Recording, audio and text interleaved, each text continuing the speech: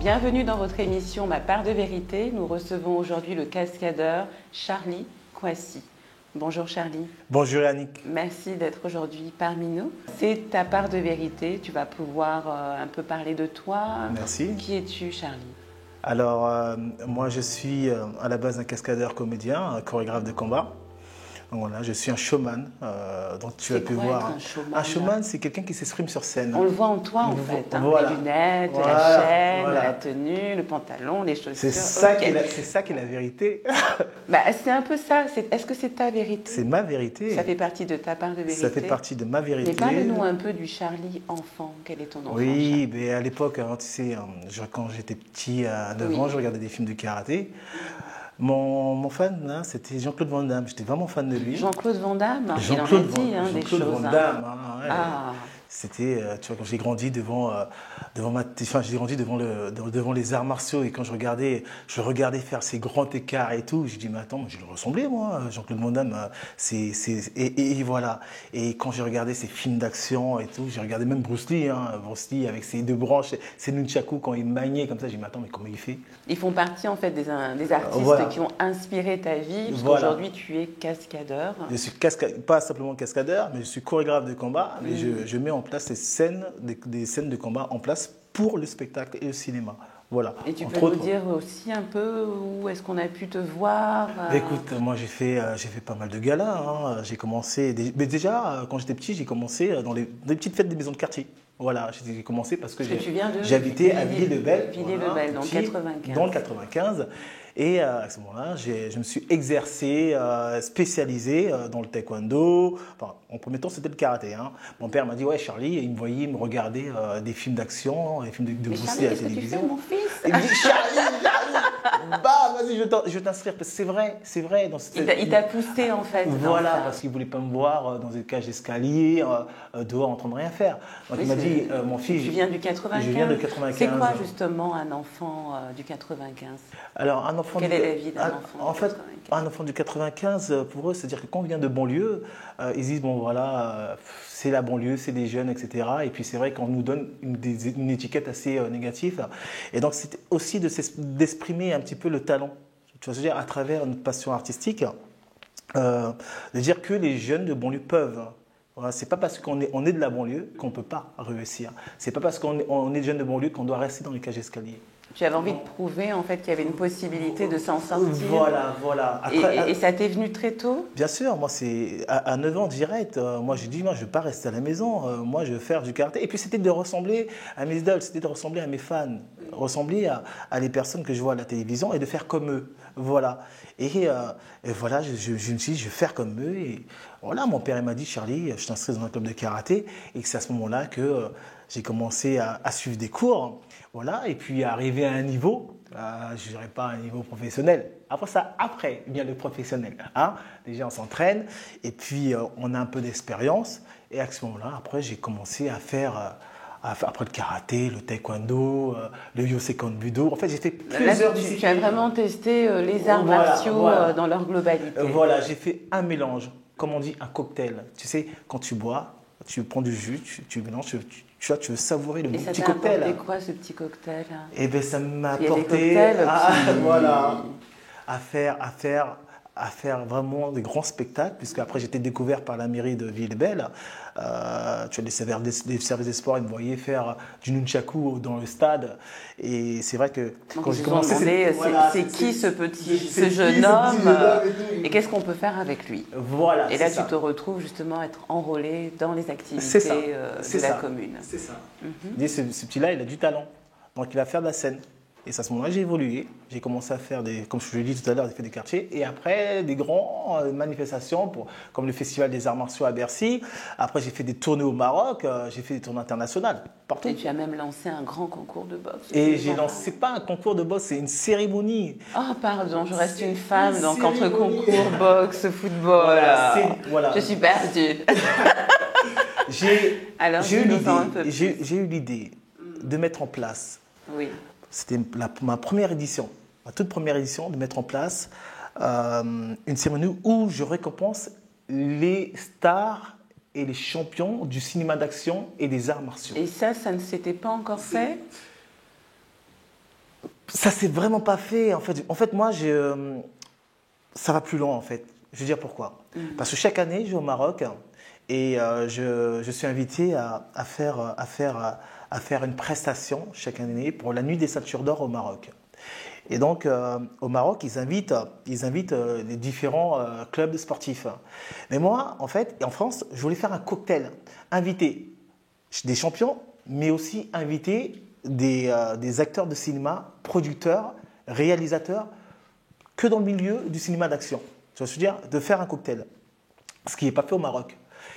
Et ça m'a permis, bien sûr, de rencontrer pas mal de monde à travers bien sûr, une scène, hein, pour pouvoir éventuellement les solliciter, c'est-à-dire leur remettre un prix, tu vois ce que je veux dire? Parce que c'est vrai qu'il y a des jeunes champions, et ces jeunes champions, il faut les mettre un prix, comme des grands champions. Les encourager dans leur milieu sportif. Et ça m'a permis, bien sûr, de faire cette fameuse nuit des ceintures d'or qui était pour moi vraiment un challenge parce que c'était vraiment pas facile. J'en ai écoulé des larmes, j'en ai bavé pour arriver. Hein. Un jeune de banlieue arriver à faire une première à Villiers-le-Bel, c'est pas facile. Parce qu'il se dit, mais attends, Charlie, il n'est pas monté dans un ring. Charlie, qu'il connaît, tu vois ce que je veux dire. Et moi. Donc il a fallu t'imposer. Et voilà. Et inviter des champions de boxe et des acteurs de cinéma à Villiers-le-Bel, il faut le faire. Il faut avoir du culot pour le faire. Les gens ont un peu ils appréhendent d'aller dans le 95. Mais là, 95, pour être primé. Mais c'est ça. Est-ce que l'honneur était vraiment présent, en fait, dans le lieu où on les récompensait, c'est-à-dire Villiers-le-Bel, ou est-ce qu'il ne valait pas mieux aller dans un espace un petit peu plus précis? Je sais que tout à l'heure, tu m'as parlé de jeunes, on a grandi en banlieue, etc. Mais il faut se dire aussi qu'il y a des jeunes champions, c'est-à-dire qu'on vient de banlieue, c'est pas parce qu'on est, vient de la banlieue qu'on n'a rien dans la tête, qu'on traîne dans les cages d'escalier. Non, en banlieue, il y a des prodiges, il y a des talents énormes, tu vois ce que je veux dire. Et ces talents-là, il faut aller les repêcher, tu vois ce que je veux dire, pour les récompenser, pour en faire vraiment des champions. Voilà, les rendre visibles à travers ça. C'est ça, c'est ça. Et moi, tu penses que tu as réussi aujourd'hui à les rendre visibles un petit peu plus? Écoute, ça leur a permis de s'exprimer sur scène. Hein, et qui t'accompagne justement dans cette initiative? J'ai beaucoup de sponsors, j'ai des partenaires financiers, j'ai vraiment des gros qui me soutiennent. Parce que ça a été facile justement de les faire adhérer à ton projet? Oui, ça a été facile parce que quand tu as un dossier comme ça béton, c'est-à-dire quand tu veux montrer quelque chose de positif, c'est-à-dire surtout au niveau de la ville, ils disent waouh. Tu as une grande confiance en toi, hein. Un dossier béton. Mais justement, et comme je dis, dans un projet, dans tout ce que tu fais, tout ce que tu entreprends, il faut avoir la foi. Il faut avoir la foi, il faut aller chercher, tu vas se dire, il ne faut pas rester comme ça, non, je ne peux pas, tu vas se dire, et tout vient de là, tu vas se dire, et tout vient de là aussi, de la foi. Et je veux dire aussi, de là-haut, hein, parce que tant que tu n'as pas la foi, il y a pas mal de personnes qui ont des projets, qui veulent atteindre leurs objectifs, mais malheureusement, ils baissent la foi. Qui baissent un peu par manque de foi. Il y a toute cette partie en fait de Charlie qui est extrêmement intéressante. Et il y a tout ce qu'on a pu voir sur de grandes chaînes nationales aussi. Oui. Il y a cette histoire, l'usurpation d'identité. C'est ça. Parle-nous un peu, donne-nous ta part de vérité, parce que c'est quelque chose que tu vis. Oui, l'usurpation d'identité, j'ai vécu depuis 2000, ça fait 10 ans donc ça dure cette histoire. Oui, j'ai été victime d'usurpation d'identité. Une personne s'est servie de mon identité pour faire des escroqueries, pour commettre des délits avec mon nom. Et donc j'étais condamné. Hein, j'ai failli, comme je t'ai dit, j'ai failli faire 10 ans de prison en Allemagne. Mais il faut aller prouver le véritable Charlie Kouassi. Il faut aller prouver que voilà, c'est moi le vrai Charlie Kouassi. Donc c'était vraiment pas facile. À travers mes activités artistiques, et ça qui m'est tombé vraiment sur la tête. Oui, ça a eu un impact justement sur tout ce que tu as initié au niveau du sport. Et c'est un phénomène ce qu'on t'a vu sur des chaînes comme TF1, bien d'autres aussi, Énergie, pour parler justement de ce que tu vivais. Et aujourd'hui, tu en es où justement dans cette tragédie de vie, on t'a volé ton identité, c'est pas quand même quelque chose. Mais pour le moment, on a fait une perquisition. Hein, j'ai mené ma propre enquête avec aussi un enquêteur qui m'a permis d'aller chez mon usurpateur. Chez lui? Chez lui, directement. Et il y a eu un face-à-face? Il y a eu un face-à-face. Et ça fait quoi de rencontrer quelqu'un qui t'a volé ton identité? Ça fait du bien, mais ça fait peur, en fait. Tu avais envie de te venger? Voilà, j'avais envie de me venger. Parce que c'est vrai que c'est pas facile. Lorsque quelqu'un te pique pendant des années ton identité et tu sais pas réellement c'est qui, mais là, avec toutes les enquêtes qu'on a fait, on sait maintenant sa véritable identité. Je suis face à lui, mais c'était vraiment pour moi. Je voulais le boxer, le mec. Sincèrement, je voulais le boxer. Mais heureusement que j'ai une foi. Heureusement que, comme on dit, les arts martiaux ne sont pas synonymes de la violence, mais c'est aussi de l'art et des démonstrations. Moi, je ne mets pas mes compétences, c'est-à-dire côté sport, pour aller taper. Je mets mon sport pour me canaliser. Tu vois ce que je veux dire? Parce que ça rentre dans l'esprit de calme, on rentre dans la sagesse. Tu vois ce que je veux dire? On n'est pas là pour faire la guerre parce qu'on pratique le sport de combat. Regardez le gilet jaune, qui est le boxeur qui est parti taper des flics. Tu vois ce que je veux dire? Si vraiment c'était... oui, il était champion ce boxeur-là, mais... on nous donne des règles, il y a des règles à respecter. Et ça t'a aidé justement l'apprentissage des arts martiaux, oui, la maîtrise, le contrôle justement de toi-même, ça t'a aidé à vivre cette situation au mieux, à mieux comprendre en fait ce qui t'arrivait par rapport à cet homme qui venait de te voler ton identité. Ça aide.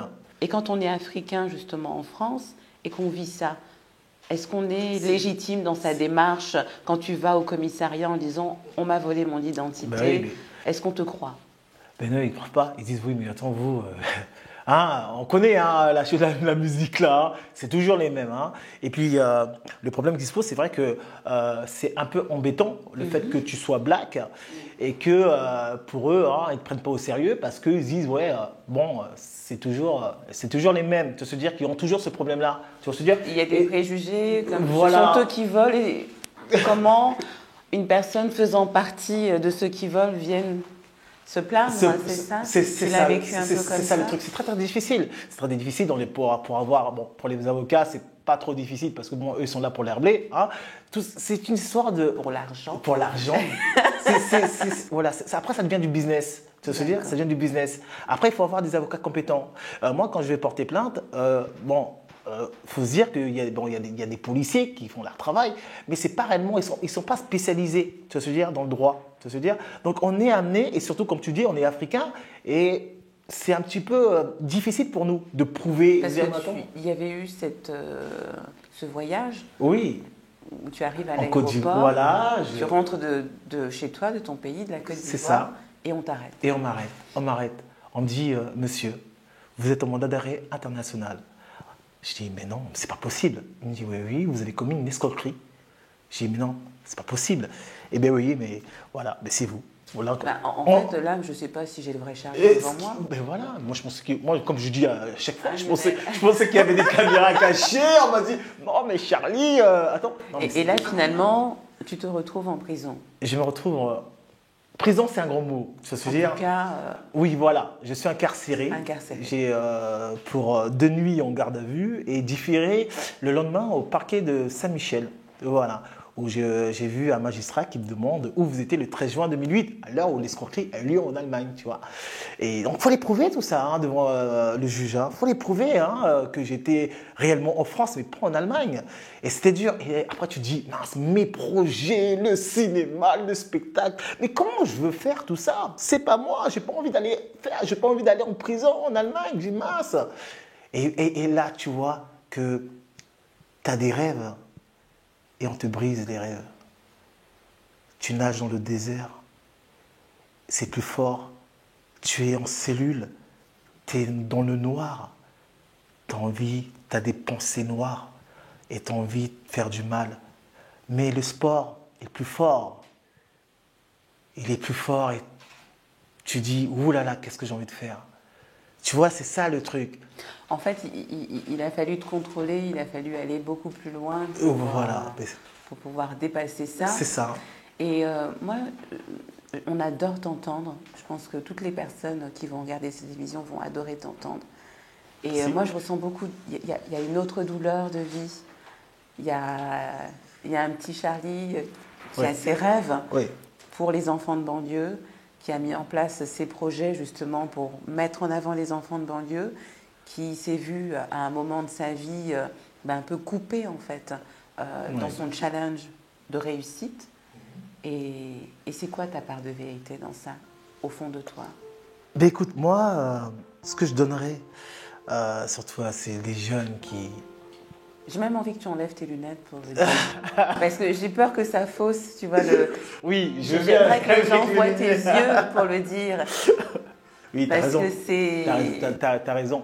Oui, moi, ce que je veux dire à ces jeunes, c'est se dire, tout le monde qui a envie de réussir, ma vérité, c'est quoi? Quand tu veux aller jusqu'au bout de tes rêves, garde la foi. C'est se dire, on a un Dieu, on a un Seigneur.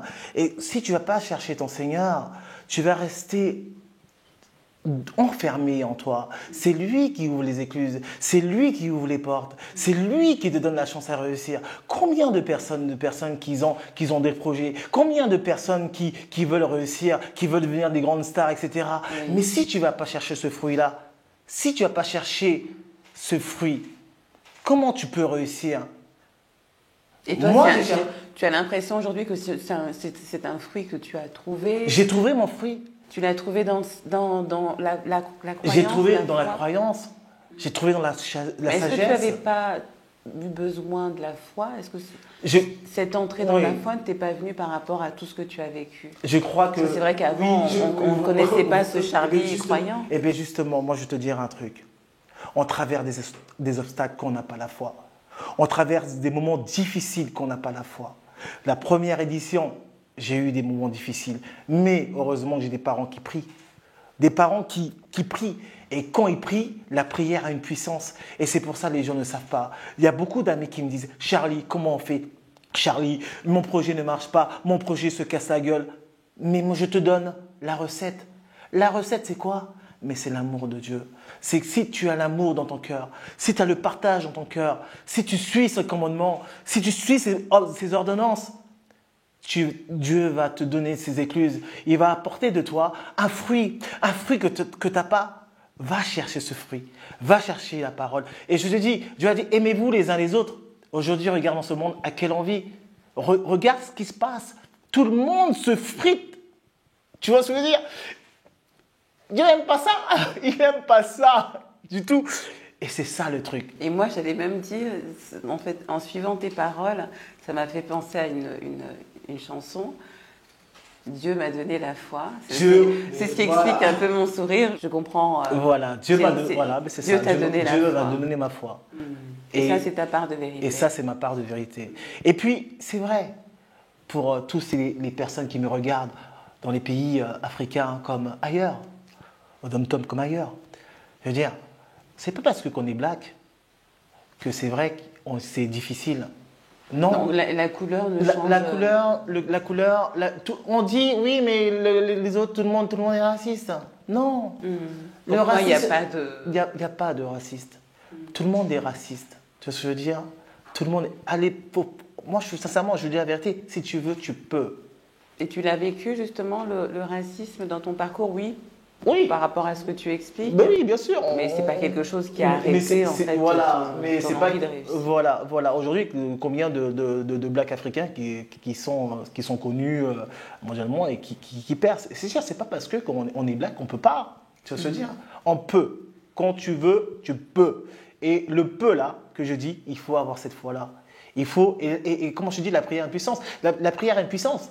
Si par exemple mon frère il t'a traité de non, etc. Laisse passer.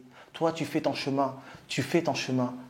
Le chemin là, c'est la vérité. Mets la vérité dans ton cœur. Épluche ta vérité et tu vas voir que tu vas avoir le fruit et le bonheur, la joie de vivre, la joie d'entreprendre des projets, la joie de grandir. Et c'est ça le truc. Et là, aujourd'hui, tu en es où, justement, dans cette foi, cette joie d'entreprendre les choses? Où en es-tu dans ce projet? Là, actuellement, moi, j'entreprends ma deuxième édition des Ceintures d'Or, qui va se passer au Grand Rex, où je vais rassembler des très grosses personnalités du monde international, du monde des arts martiaux du cinéma. Et là, ça va être vraiment une grosse première pour moi. Et moi, je mets cette foi-là. Et cette foi-là, il faut mettre Dieu avant tes projets. Si tu fais tes projets et qu'il n'y a pas Dieu, tu vas avoir des obstacles, tu vas avoir des échecs, tu vas travailler avec des personnes qui n'ont pas de jeu, mais on ne sait pas ce qui peut vraiment se passer lors de ton événement. Tu vas avoir des échecs si tu mets pas de jeu. Et ça, c'est important d'être bien entouré. C'est important d'être bien entouré. Oui. Bien entouré. C'est important. Tu vois, être bien, ça nourrit ton projet, en fait, pour ne pas que ton projet se casse la gueule. Et c'est ça. Mais oui, j'ai des projets. Oui, j'ai des projets de films, j'ai des projets d'événements, j'ai des projets de spectacles, j'ai même des projets de réalisation d'émissions TV dans le domaine du sport et du cinéma. Et si on n'a pas cette foi-là, ben non. Tu vois, il faut croire en toi. Voilà, comme toi, tu crois en toi. Tu es très belle assise sur ta chaise et tu fais beaucoup de choses à travers la télévision. Ah, comme beaucoup. Voilà, et franchement, je te dis bravo pour madame la journaliste, de ce que vous faites. C'est vraiment. Et on veut vous ressembler. Et moi, quand je vous regarde, vos thématiques. Et moi, je veux vous ressembler à vous. Voilà. Quand je vous regarde, je veux être comme vous. Voilà, voilà. Vous êtes l'exemple. On tire de toute façon toujours l'essence de l'autre et des gens qui nous entourent, de toutes ces personnes avec lesquelles on est en interaction. Et c'est ce qui t'a permis de te relever dans ton challenge de vie. Et ça, c'était ta part de vérité. Merci beaucoup. Pour clore cette part de vérité, tu aurais un dernier point à aborder? Écoute, moi j'ai à dire pour votre émission, ma part de vérité, et pour la chaîne Kwabo TV, que les jeunes s'investissent à fond et puis ils vont de l'avant, quoi. Ils vont de l'avant, ils vont chercher pour réussir et pour monter. Voilà. C'était la part de vérité de Charlie Kouassi, cascadeur, acteur et victime d'usurpation d'identité. Je vous remercie. C'était votre émission, Ma part de vérité, et je vous dis à très bientôt.